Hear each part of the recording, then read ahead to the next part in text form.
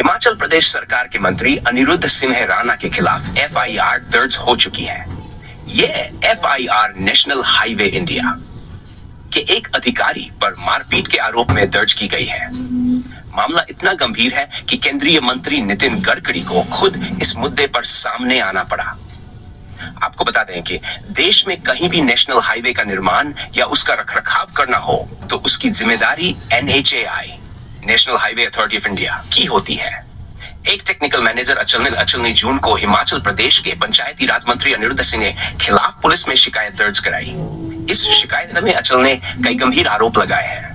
अचल कहते हैं कि शिमला ग्रामीण के मंजीत शर्मा ने एक बैठक के लिए बुलाया था। यह बैठक शिमला के चामियाना क्षेत्र की एक इमारत से संबंधित थी। बताया गया कि वह इमारत हाल ही में ढह गई थी।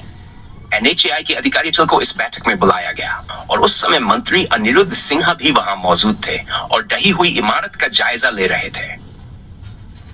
बैठक के दौरान जब अचल ने उस इमारत से जुड़े ठेकेदार से जानकारी मांगी तो ठेकेदार ने बताया कि 9 जून की शाम को ही इमारत को खाली करवा लिया गया था ताकि कोई जनहानि न हो। यह बात जानने के बाद अचल अनिरुद्ध सिंह के पास पहुंचे और बताया कि जिस इमारत की बात हो रही है वह NHAI के क्षेत्र से बाहर है। ऐसे में NHAI के समझौते के अनुसार यदि कोई निर्माण सीमा से बाहर होता है तो उसका खर्च राज्य सरकार को उठाना पड़ता है। अचल कहते हैं कि यह सुनकर मंत्री जी को गुस्सा आ गया। उन्होंने उनसे गाली गलौज शुरू कर दी और फिर उन्हें एक कमरे में ले जाकर मारपीट की। अचल ने आरोप लगाया कि यह हमला मंत्री अनिरुद्ध सिंह ने किया। अचल कहते हैं कि मंत्री ने मेरे सिर पर खड़ा दे मारा जिससे मेरे सिर पर चोट लग गई और खून बहने लगा। जब साइट इंजीनियर योगेश ने बीच बचाव करने की कोशिश की तो उसे पीटा गया। SDM मंजीत शर्मा ये सब देख रहे थे लेकिन उन्होंने हमें बचाने की कोशिश नहीं की और न ही हमारी कोई मदद की। जिसके बाद हिमाचल प्रदेश की सरकार ने और पुलिस ने भी तुरंत एक्शन लेते हुए सरकार की ही एक पंचायत से जुड़े अनिरुद्ध सिंह राणा के खिलाफ FIR दर्ज करवाई।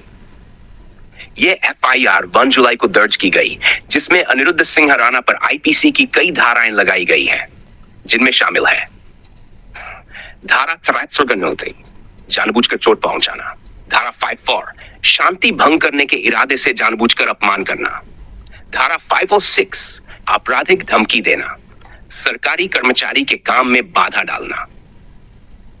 इसी 8 जुलाई की सुबह केंद्रीय मंत्री नितिन गडकरी ने भी अपने एक्स ट्विटर हैंडल पर इस घटना को लेकर चिंता जताई और लिखा कि सरकारी कार्य में बाधा और अधिकारियों पर हमले को किसी भी हाल में बर्दाश्त नहीं किया जाएगा। इस मामले में उचित कार्रवाई होगी।